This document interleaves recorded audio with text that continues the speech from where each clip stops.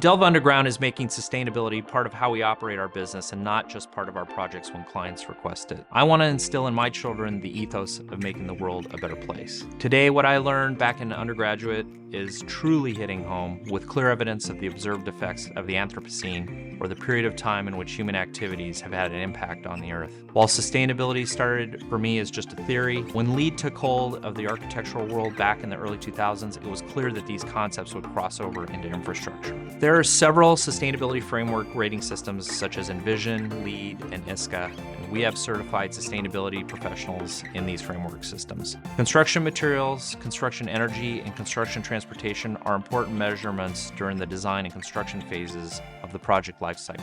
But the operations and use, the end of life, and what happens beyond the end of life are important measurements as well. And then there are the social benefits, quality of life, and economic benefits. Client project leadership and sustainability is needed in all these aspects to yield a sustainable development of a project. Sometimes tunnels are criticized for taking up a lot of energy and transportation of materials compared to surface infrastructure. But tunnels actually use less materials to build, and tunnels have far less impact on the environment holistically than surface structure footprints do. We often don't give ourselves enough credit for the environmental benefits of a tunnel solution. We need to educate clients at the planning stage of the benefits of tunnels compared to surface or near surface infrastructure. And whether we are conveying people, water, or energy, tunnels are efficient to maintain, they have a long life, and they keep the surface environment intact. And it's rare that a tunnel is decommissioned. Usually tunnels are rehabilitated at the end of their original design life to carry on function many years into the future. And some examples of that are the Roman tunnels still in use today for their original intended purpose, such as the La Galleria del Furlo, a road tunnel built in 77 AD, still in use today.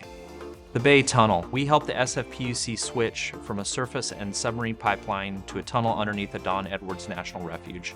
While the initial costs were higher, this approach was better for the environment, and it was a more economic and secure whole life asset in the long run. We also used tunnel muck to fill in a salt pond on the bay to restore it to a natural estuary.